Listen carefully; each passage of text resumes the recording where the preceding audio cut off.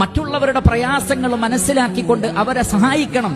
എങ്കിൽ അല്ലാഹു സുബ്ഹാനഹു വ തആല നമ്മെ അറിഞ്ഞുകൊണ്ട് നമ്മെ സഹായിക്കുകയും ചെയ്യും. റസൂലുള്ളാഹി സ്വല്ലല്ലാഹു അലൈഹി വസല്ലമ പറഞ്ഞു, മൻ നഫസ അൻ മുഅ്മിനിൻ കുർബതൻ മിൻ കുറബിദ് ദുനിയ നഫസല്ലാഹു അൻഹു കുർബതൻ മിൻ കുറബി യൗമിൽ ഖിയാമ. ഏതെങ്കിലും ഒരു മുസ്ലിം മറ്റൊരു മുസ്ലിമിന്റെ ഒരു പ്രയാസം നീക്കിക്കൊടുത്താൽ, മാറ്റിക്കൊടുത്താൽ, ഖിയാമത്ത് നാളിൽ ആ വ്യക്തിയുടെ പ്രയാസം അല്ലാഹു സുബ്ഹാനഹു വ തആല മാറ്റിക്കൊടുക്കുന്നതാണ്. റഹ്മാനായ റബ്ബിന്റെ ദയാവായ്പും കാരുണ്യവും ലഭിക്കണോ? സൃഷ്ടികളോട് കരുണ കാണിക്കുക. ഇർഹമു മൻ ഫിൽ അർദ് യർഹമുകും മൻ ഫിസ് സമാ.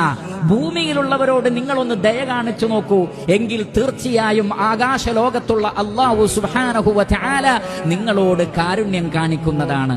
എല്ലാവരോടും സൗമ്യമായി മാന്യമായി പെരുമാറുക. റസൂലുള്ളാഹി സ്വല്ലല്ലാഹു അലൈഹി വസല്ലമ പറയുന്നത്, ഇന്നല്ലാഹ റഫീഖുൻ യുഹിബ്ബുർ റിഫ്ഖ. അല്ലാഹു സൗമ്യനാണ്, അവന് സൗമ്യത ഇഷ്ടപ്പെടുന്നു. അതുകൊണ്ട് എല്ലാവരോടും ദയാവായ്പോടുകൂടി പെരുമാറുക, കാരുണ്യത്തോടുകൂടി പെരുമാറുക. എങ്കിൽ ലത്തീഫായ അല്ലാഹുവിന്റെ കനിവും കാരുണ്യവും നമുക്ക് ലഭിക്കുന്നതാണ്.